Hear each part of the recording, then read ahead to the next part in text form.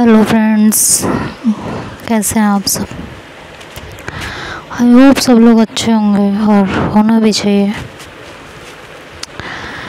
तो चलिए आते हैं स्टोरी की तरफ। अजीब दास्तां।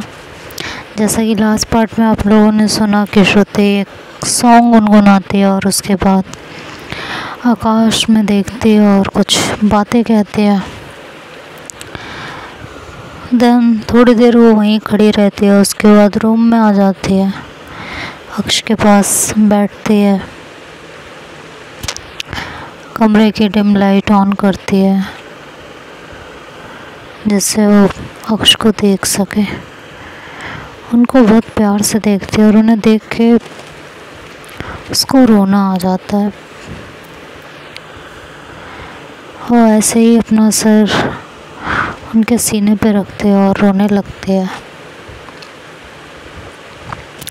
अक्ष हालांकि दवाई के नशे में होते हैं, इसलिए उन्हें कुछ पता नहीं चलता, सो रहे होते हैं गहरी नींद में। अपना फेस उठाती है और उनके गालों पे हाथ रखती है और कहती है, क्यों किया आपने ये सब। आपके दिमाग में ऐसा आ भी कैसे गया कि मैं आपके सिर्फ लुक से प्यार करती हूँ और मुझे किसी लड़के में आप मुझे सेटिस्फेक्शन नहीं दे। यार कैसा सोच सकते हो आप ऐसा। और तो और किसी और लड़के से मुझे बांधने की कोशिश। कैसे अक्ष, कैसे आपके जहन में जब ये ख्याल आ रहा था तो आपको दर्द नहीं हो रहा था कि आप जिसे प्यार करते हो उसे किसी और के हवाले। सोच भी कैसे लिया आपने। आपके पास आना चाहती हूँ, उन पलों को दोबारा जीना चाहती हूँ,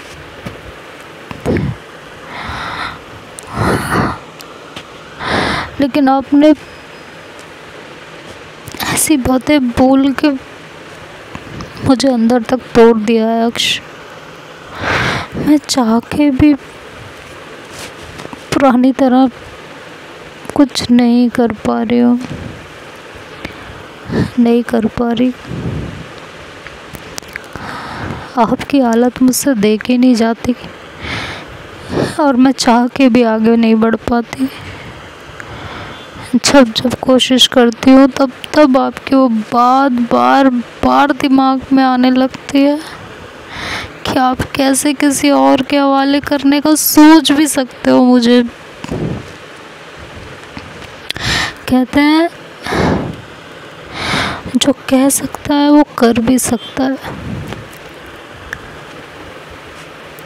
ये डर ऐसा भर दिया है ना आपने मेरे अंदर, मेरे ज़हन में, कि अब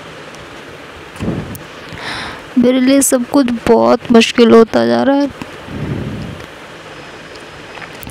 आज आपने कहा है, कल को कोई और बात हुई तो आप ऐसा कर ना दो कहीं। क्यों कहा अक्ष आपने, क्यों।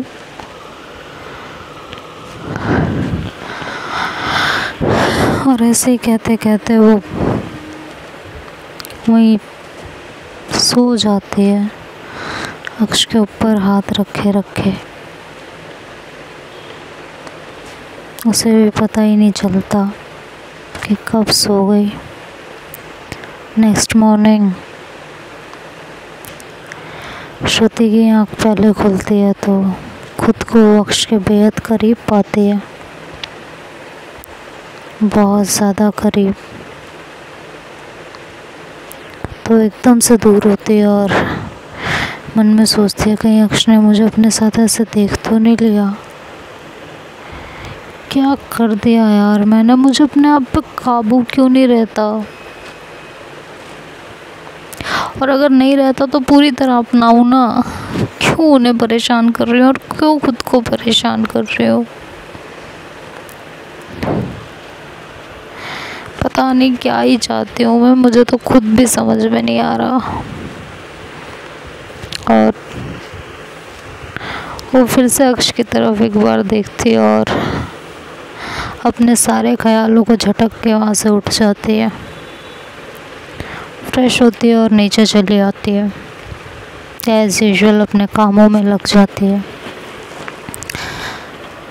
और हर्ष से बोल देती है कि जाके उनको उठा दो। तो हर्ष कहते हैं कि भाभी कुछ हुआ है क्या आप दोनों के बीच में? आपने कल टिफ़िन के लिए भी मुझे भेजा, भैया ने खाना नहीं खाया तो आपने भी नहीं खाया। कहती है कि अब भैया कहने की तुम्हें कोई ज़रूरत नहीं है, चाहो तो दीदी बोल सकते हो, मुझे कोई इशू नहीं है। तो हर्ष एकदम शॉक्ड हो जाता है, उसे समझ नहीं आता कि वो क्या बोले और क्या कहे। हर्ष कहता है भाभी आप ये क्या कह रही हो, मुझे कुछ समझ में नहीं आ रहा, आप ऐसा कैसे कह सकते हो? आप तो खुद कितनी बार मुझे डांट चुके हो इस बात के लिए कि मैं उन्हें भैया बोलूं। आज जब मैं बोल रहा हूं तो आप इस तरह से बोल रहे हो, क्या बात है भाभी, साफ साफ बताइए, भैया ने कुछ कहा है? आप बहुत ज़्यादा हर्ट हो तभी आप इस बात को बोल रहे हो, अदरवाइज़ आप बोलते नहीं हो। तो बात क्या है, आप साफ साफ मुझे बताइए। तो श्रुति कहती है कि ऐसा कुछ भी नहीं है,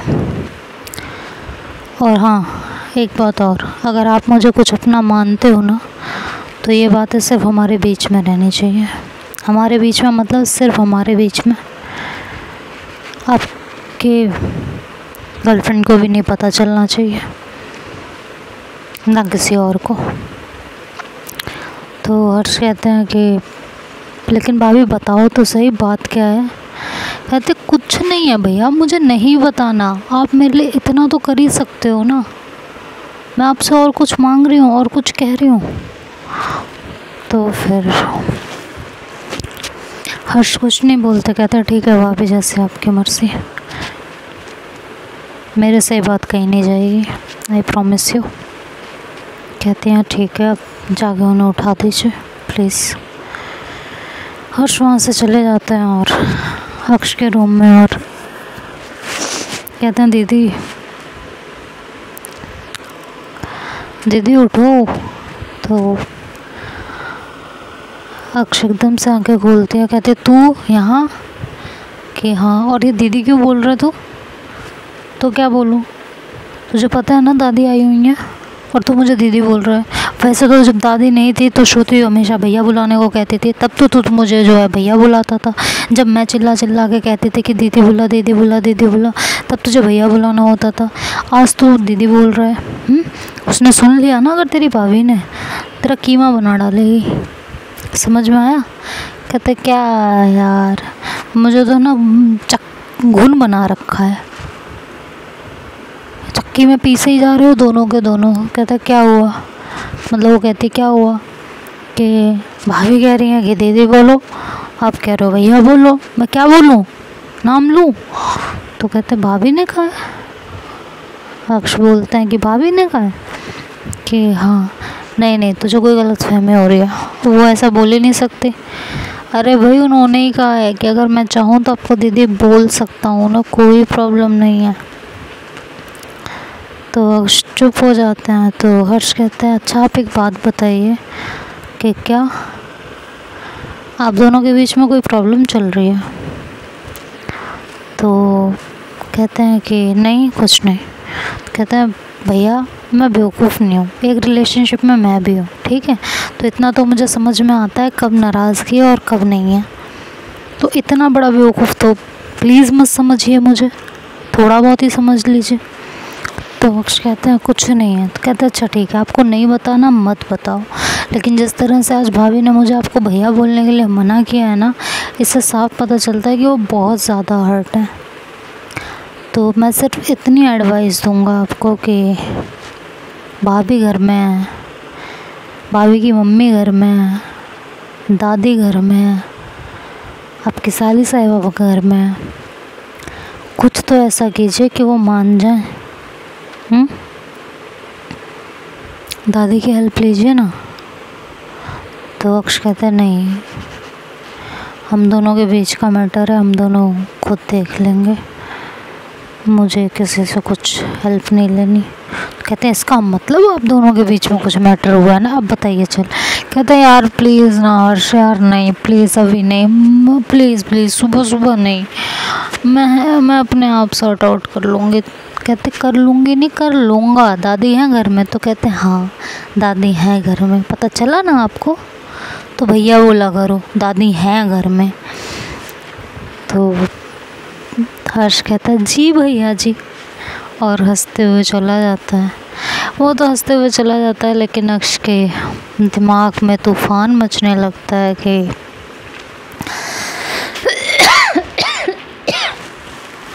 टाइम दिया था कि चीज़ें सही हो जाएंगी वक्त के साथ, लेकिन यहाँ तो चीज़ें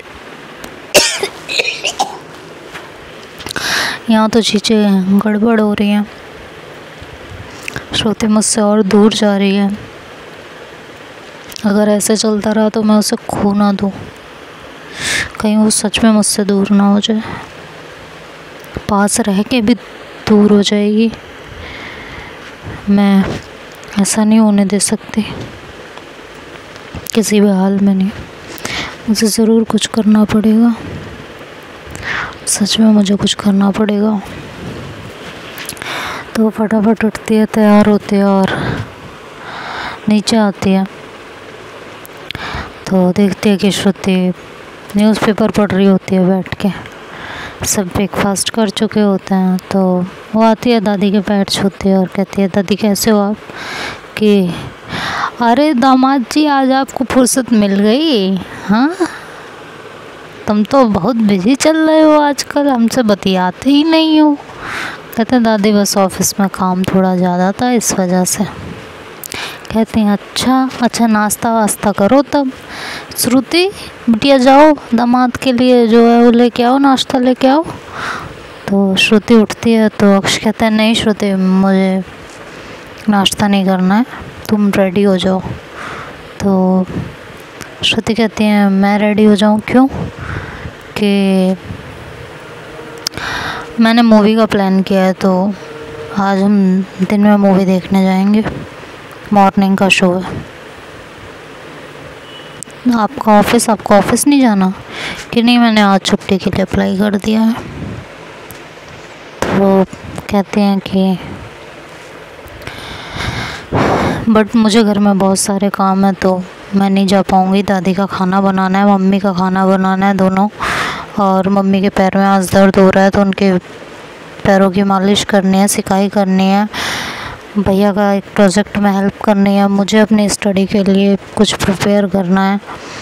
तब तक दोनों मम्मियाँ भी वहाँ आ जाती हैं और वो सुन लेती हैं इन चीज़ों को। तो कहती हैं कि कोई काम नहीं करना, हम अपना काम खुद कर लेंगे, दोपहर का खाना हम बना लेंगे अपने आप, ठीक है तुम जाओ रेडी हो और जाओ। तो श्रुति कहती है बट मम्मी मैं ऐसे कैसे जा सकती हूँ, आपकी तबीयत ठीक नहीं है, आपको अच्छे से पता है ना, फिर भी आप ऐसे कह रहे हो। कहती है मेरी तबीयत ठीक है, मुझे बुढ़ा मत बनाओ, मैं अभी तुम जैसे 50 बच्चों को पाल सकती हूँ, आराम से बना के खिला सकती हूँ, ठीक है। और हर्ष भी बोल के गया है कि वो लेट आएगा रात को, ठीक है, तो वो भी बाहर खा के आएगा। और जूही है ना मेरी हेल्प करने के लिए, और फिर तुम्हारी मम्मी भी है ना मेरी समधन, हम तीनों मिलके बना लेंगे। तो फिर श्रुति की मम्मी भी बोलती हैं कि मतलब वो अक्ष की मॉम से कि आप क्यों प्रेशराइज्ड कर रहे हो उसको, जब वो नहीं जाना चाहती और सच में आपकी तबीयत ठीक नहीं है। तो कहती हैं वो धीरे से बोलती हैं आप क्यों नहीं समझ रहे, इन दोनों के बीच में ज़रूर कुछ प्रॉब्लम है, अक्ष ने एक स्टेप आगे लिया है बढ़ने के लिए तो हमें उसका साथ देना चाहिए, श्रुति मान तो जाए। तो फिर श्रुति की मॉम भी शांत हो जाती हैं, कहती हैं ठीक है तुम लोग जाओ और हम लोग संभाल लेंगे। तो श्रुति बोलती बट तो दादी बोलती है जाओ बिटिया, जब दामाद जी इतने प्यार से कह रहे हैं तो तुम्हें जाना चाहिए, तुम काहे नहीं जा रही हो उनके साथ, का चाहत का हो तुम, हाँ, ऐसे ही होता है जब हम अपने मर्द की खुशी पूरी नहीं करते हैं ना, जब वो चाहता है और हम हर बार इग्नोर करते रहते हैं, मतलब नज़रअंदाज करते रहते हैं ना, तब होता है, तब वो कहीं और किसी और को लेके जाएंगे, तब तो हमें बुरा लगेगा, तब तो मैं ही बोलोगे कि ये तो कहूँ और किसी और को लेके जा रहा है। अरे जब अपनी बीवी अपना साथी नहीं उसके साथ आएगा जाएगा कहीं, तो फिर वो तो कहीं और किसी और को लेके जाएगा ही ना। तो अक्ष को मौका मिल जाता है और कहता है हाँ ना दादी देख लो भी, जब भी कहीं घूमने की बात होती है मना कर देती है, घर में 1000 काम है, ये है वो है, इसको तो किचन से ही फुर्सत नहीं मिलती है, अब बताओ हम क्या करें। तो वो कहती है समझ रहे हैं हम बचवा, समझ रहे हैं तुम्हारी बात, तुम्हारी बतिया जो है हम बहुत अच्छे से समझ रहे हैं, ये लड़की जो है बहुत शैतान हो गई है, इसको सबक सिखाना पड़ेगा। तुम जाओ श्रुति तैयार हो तो, और बढ़िया से तैयार होके आना, दामाद बाबू की नज़र एकदम तुम पे टिक जाए, इधर उधर ना हो। तो श्रुति कहती क्या दादी आप भी कुछ भी बोलती हो। कहती हम कुछ भी नहीं बोल रहे, हम सच्ची बोल रहे हैं, ठीक है, हम कुछ भी नहीं बोल रहे हैं, हम सच बोल रहे हैं, जाओ अच्छे से एकदम तैयार होके आओ, ठीक है। तो वो चली जाती है, फिर अक्ष को घूरते हुए जाती है, तो अक्ष स्माइल पास कर देता है, और फिर उनकी मॉम दादी को बोलते हैं दादी ये लोग जब तक निकलेंगे हम थोड़ा सा सामान लेके भी आ रहे हैं। अम्मा जी, मतलब अम्मा जी बोलते हैं कि अम्मा जी जब तक ये लोग निकलेंगे हम लोग थोड़ा सा सामान लेके आ रहे हैं, ठीक है। तो कहते हैं कि का सामान लेने जा रहे हो बच्चों। तो कहते हैं अरे वो जूही को थोड़ा सा सामान लेना है और घर का थोड़ा सा राशन लेना है, तो हम लोग लेके आ रहे हैं। तो कहते हैं ठीक है। तब वो तीनों तो चले जाते हैं, अब घर में सिर्फ 3 लोग रह जाते हैं, श्रुति, अक्ष और दादी। तो दादी अक्ष से बोलते हैं कि अच्छा अक्ष बाबू एक बात बताइए। कि हाँ दादी पूछी। कौनो परेशानी चल रही है का? हाँ, श्रुति नाराज़ है ना तुमसे? अक्ष कहते हैं हाँ दादी बहुत नाराज़ है। कहते हैं ऐसा का किया है तुमने?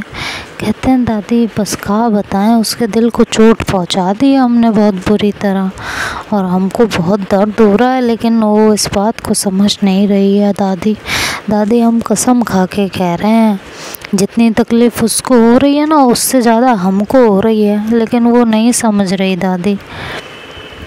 वो मेरे हर बात को काट देती है, पता है कैसा बिहेव कर रही है वो, कि जैसे कुछ हुआ ही नहीं है, इतनी हर्ट है वो।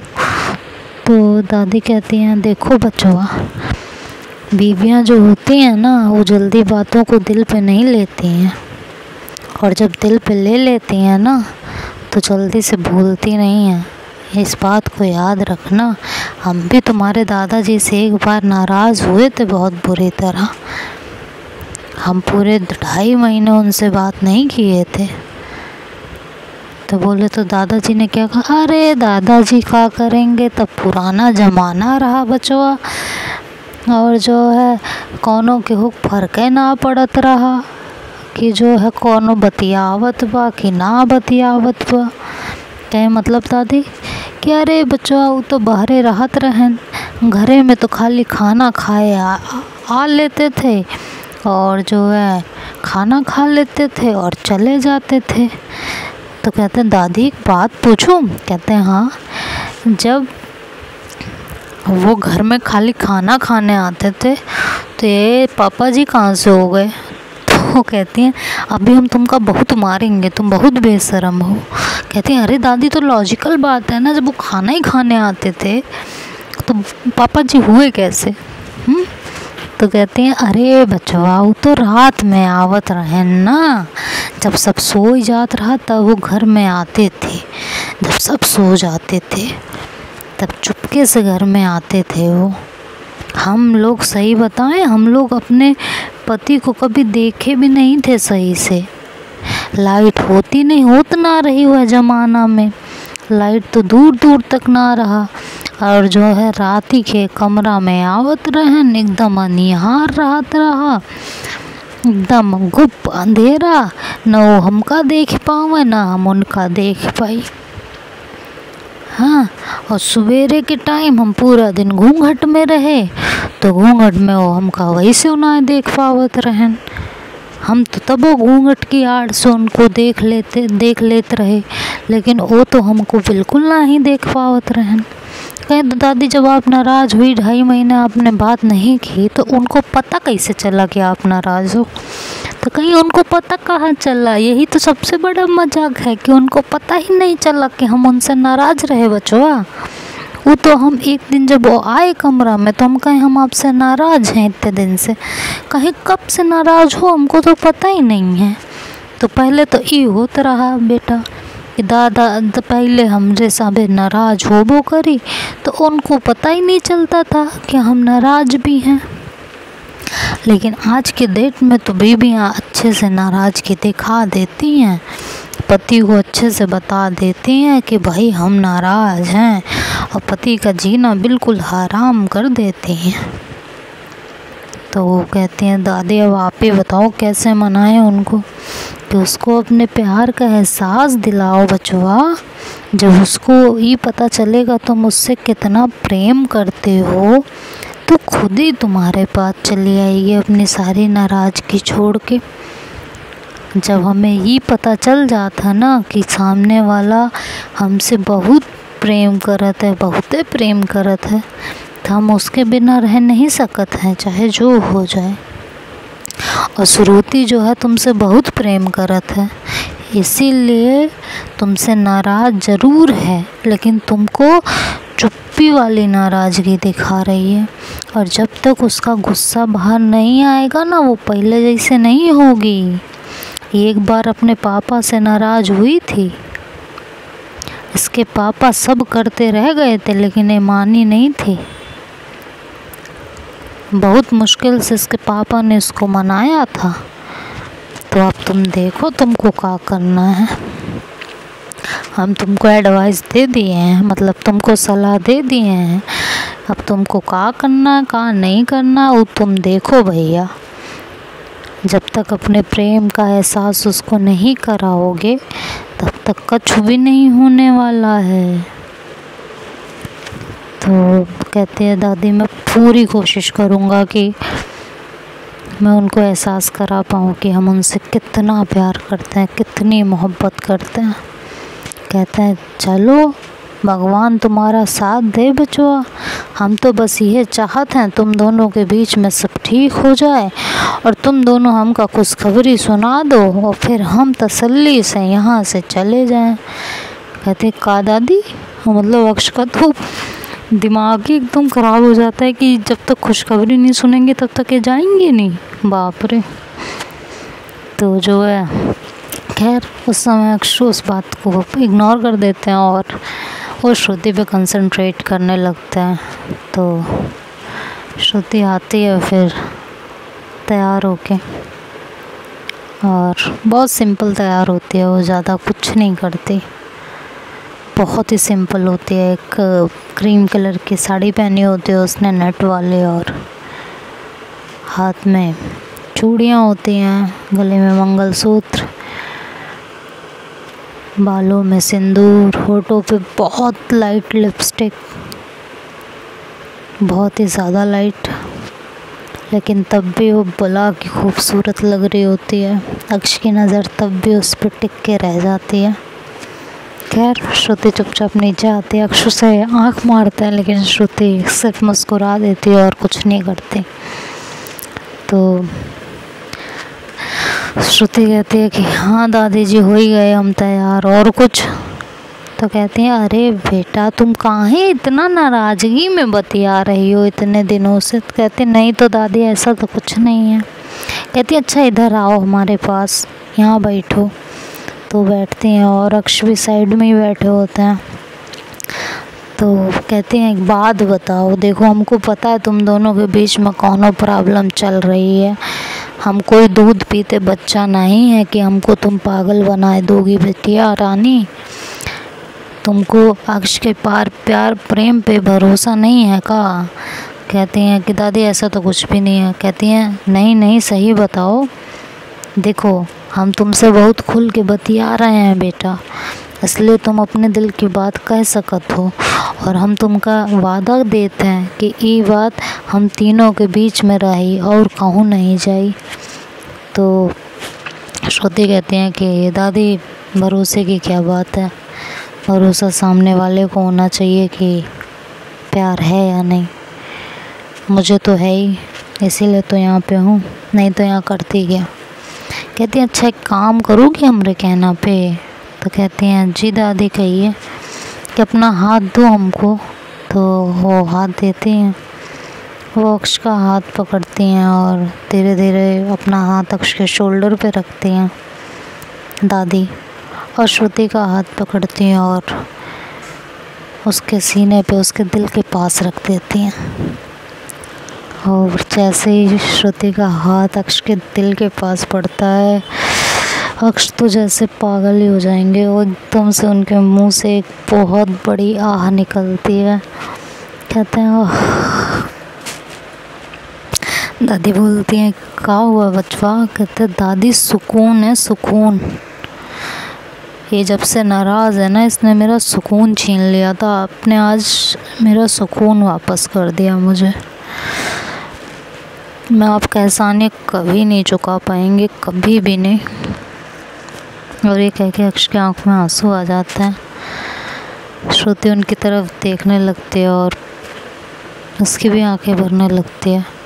दादी कहती हैं कि देखो श्रुति बिटिया, अब तुम महसूस करो खुद कि इनके दिल की जो धड़कन है वो तुम्हारे लिए ही धड़कती है या किसी और के लिए। बीबी से ज़्यादा इस बात को कोई परख नहीं सकता है। तो अब तुम्हारे हाथ में है कि तुम क्या फील करना चाहती हो, सच या झूठ। तो तुम अपने आप महसूस कर लो और देख लो कि तुम्हारा पति तुमको प्यार करता है या नहीं करता है। फिर भी तुम्हें नाराज़ रहना है तो रहो, फिर तो हम कुछ कर ही नहीं सकते हैं। तो श्रुति 2 मिनट तक अपना हाथ ऐसे रखती है और तीसरे मिनट तुरंत खींच लेती है और कहती है कि चलें।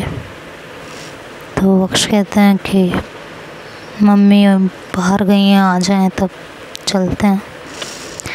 तो दादी कहती हैं श्रुति अभी भी नाराज़ हो। कहते हैं दादी हम कहाँ नाराज़ हैं, हाँ पूछिए इनसे, इन्होंने जो कहा है हमने किया नहीं है क्या, ये जो कहते हैं हम करते नहीं है क्या, तो कहाँ से नाराज़गी हुई। तो अक्ष कहते हैं कि किस तरह करती हो समझ में आ रहा है, कितनी बार तो माफ़ी मांग चुके हैं अपनी गलती के लिए, और क्या करें आप ही बता दीजिए। वो करने के लिए तैयार हैं, जैसा जो कहो वो कर देंगे। तो श्रुति कहती हैं प्लीज़ अक्ष, मैं नाराज़ हुई नहीं, बेवजह क्यों बात बढ़ा रहे हो। तो दादी कहती हैं ठीक है नहीं हो ना नाराज़, जाओ फिर मूवी देख के आओ, मौज करके आओ अच्छे से। कहती हैं हाँ तो जा तो रहे हैं ना दादी, नाराज़ होते तो कहाँ से जाते, जाते ही नहीं। तो फिर अक्ष भी चुप हो जाते हैं। तो देखते हैं आगे क्या होता है इस स्टोरी में, तो नेक्स्ट पार्ट में सुनेंगे।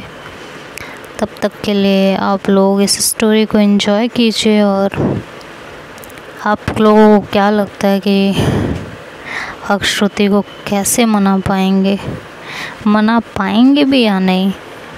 दादी ने आज जो किया उसका श्रुति पे कुछ असर पड़ेगा या नहीं, ये तो सब नेक्स्ट पार्ट में सुनेंगे। और आप लोगों को जो भी लगता है वो कमेंट करके बताइए। बाकी वीडियो पसंद आए तो लाइक शेयर एंड सब्सक्राइब करना मत भूलिए चैनल को, प्लीज़ ज़्यादा से ज़्यादा सब्सक्राइब कीजिए। So bye bye and take care.